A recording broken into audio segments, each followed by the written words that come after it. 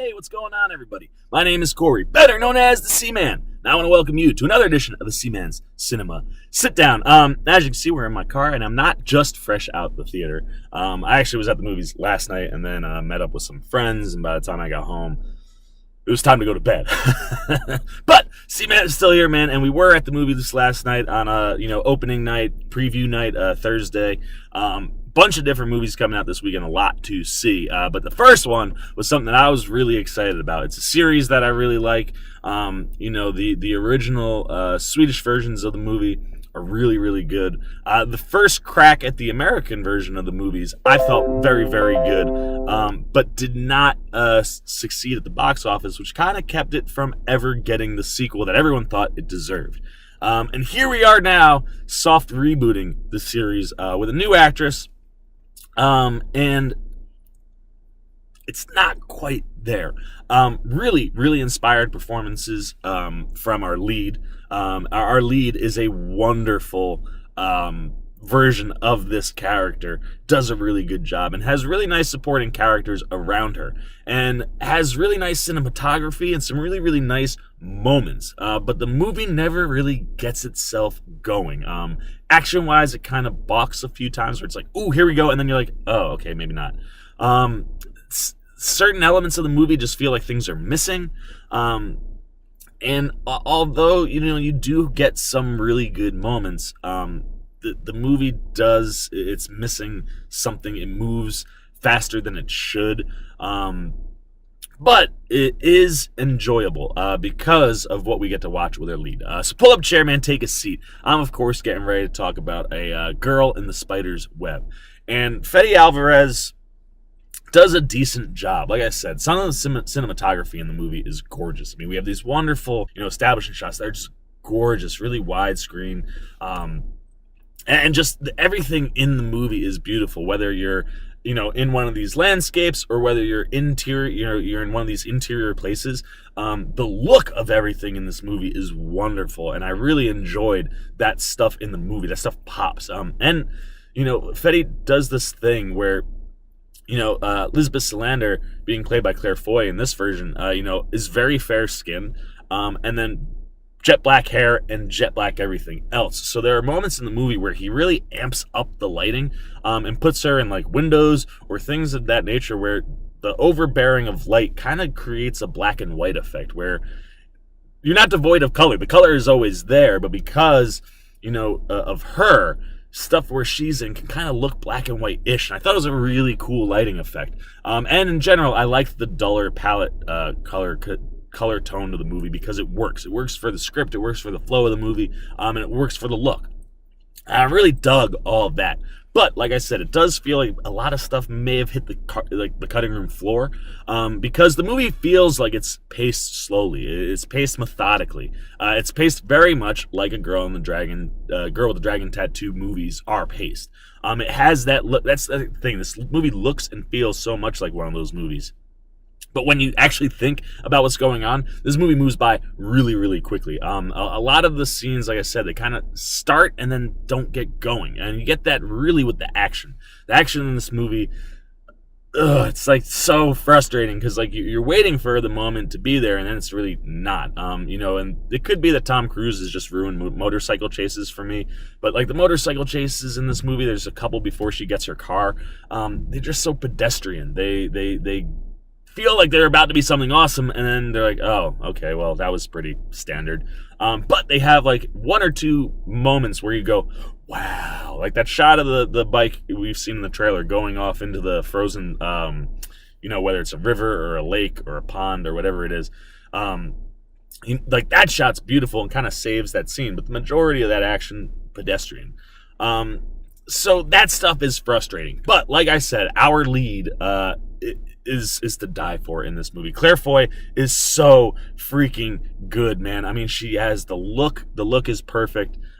She holds her own in the action. I thought she did a really good job in the action when she has to do, even though the action scenes never really get going, the stuff they ask her to do works really well, and Claire Foy does a good job, and it's realistic. She continually seems to win when you're outsmarting people.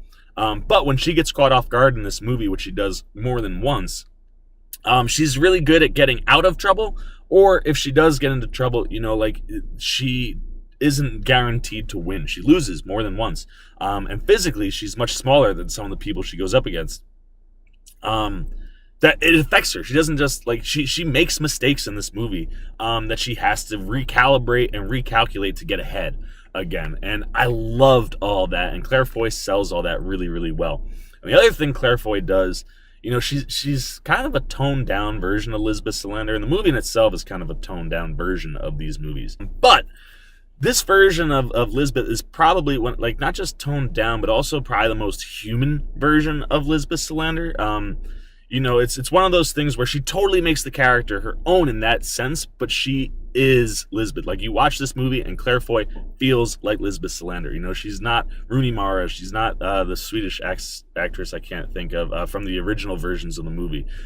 She's a different version. She makes it her own, but she feels like she is Lisbeth, and I love that. And the thing that's different is that she just is in so control of her emotions, and they're always kind of locked down. Like, there are plenty of moments in the movie where she should kind of have this big emotional play or scene or something, and she just pushes it all in. And that control that Claire Foy has in the movie with her emotions is brilliant. There's a scene between her and her sister that is really emotionally charged, and the way Claire Foy is able to keep it in control, like, you should be kind of hysterical in what you're learning, and it's so conflicted because it conflicts with what and all she can do is like roll a tear. It's wonderful. I absolutely love Claire Foy in this movie. I also love her supporting cast, and I just mentioned her sister, who's played by Sylvia Hoeks, and she does a good job with what she's given, but she's given almost nothing, and that's one of the other big problems in this movie. Is our antagonist is kind of she looks really cool. She kind of has this movie has Bond elements. It has superhero elements. Lisbeth Salander is legitimately like she's a version of Batman. And Claire Foy nails that stuff. But there's also Bond elements, and her sister looks like a Bond villain, but is just so not anything. That part of the stuff is so weak because it's not really ever completely dug into or fleshed out. But Sylvia Hoeks does a good job with what she's given, with albeit very, very minimal, and she looks really cool in the movie. Then Lakeith Stanfield, he's really your big standout in the flick. I really, really enjoyed him. He plays an NSA agent who was formerly a hacker and gets involved, and some of the stuff between him and Lisbeth Salander before they kind of team up is great. And the way that we get to their team up and the way Foy makes him work with her, I love all that stuff. There's a lot of outsmarting going on both sides, and Stanfield plays it really, really well. And he's the perfect sidekick to Claire Foy's Lisbeth Salander. Her Batman, he's not quite a Robin, maybe more of a Nightwing. He's really, really he's more advanced at that point. He can be on his own because he is. It's another strange thing too. His character doesn't seem to have a boss, doesn't seem to have coworkers. He's just out there doing all this stuff on his own, and it's strange, but he's wonderful. I really loved him, and he has a scene toward the end of the movie that's brilliant. I don't want to give it away, but it's so cool. And his interactions with Cameron Britton, who ultimately is Lisbeth Salander's oracle. He's the guy in the chair who has all the tech. He can check out blueprints of buildings or places she's going to, help her with camera work, tell her what the cameras are showing him. And he's involved with that Lakeith Stanfield bit at the end. That's just so cool. The minute it happens, you're just like, ooh! And every time it happens, you're like, ooh! And it's great. And Cameron Britton does a really good job. I loved everything about him and his interactions with Lisbeth and his interactions with Lakeith Stanfield's Edwin Needham. They have a really nice introductory moment that's awesome. Stephen Merchant is in this movie, and he solid performance from him. But the other standout for me is Adria Pejic, who is a transgendered supermodel. She's really good, man. Again, very, very minimal stuff, but when she's on screen, she pops. And it's one of those things where I wish the story could have dove more into her and Lisbeth's relationship, because it's clear they're sleeping together. It's clear they know each other, but we don't really learn anything else. And that's one of those things that's frustrating, right? Like, we don't really get to dive into that relationship at all because we're gonna spend time with good old Mikael Blomkvist, who's played this time around by Sverre Gunnarsson.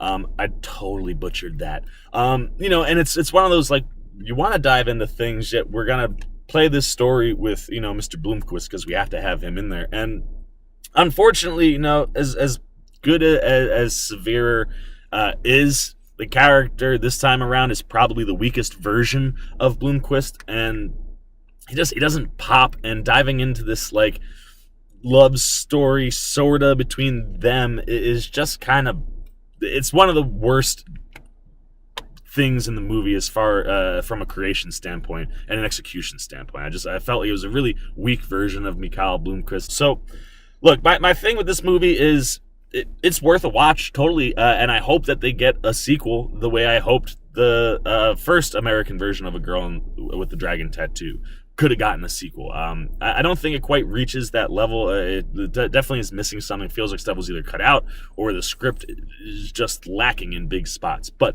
really, really great character performances, really beautiful cinematography, and a story that's entertaining enough, man. It does the job. You'll come out and you'll go, that was cool, just not as good as it could have been. So that's it, man. That's all I gotta say about A Girl in the Spider's Web. Now it's your turn, man. Hit those comments. Let me know what you're thinking. Do you know these movies? Have you seen the original ones? Have you seen the American version with Rooney Mara? What are you liking? What are you not liking? Hit all of that in the comments. As always, if you dug this video, please give me a thumbs up. And if you're new here, hit that subscribe and little bell so you get alerts every time I make a new video. The C-Man Cinema Sit Down. I'm the C-Man. I'm signing off. Peace.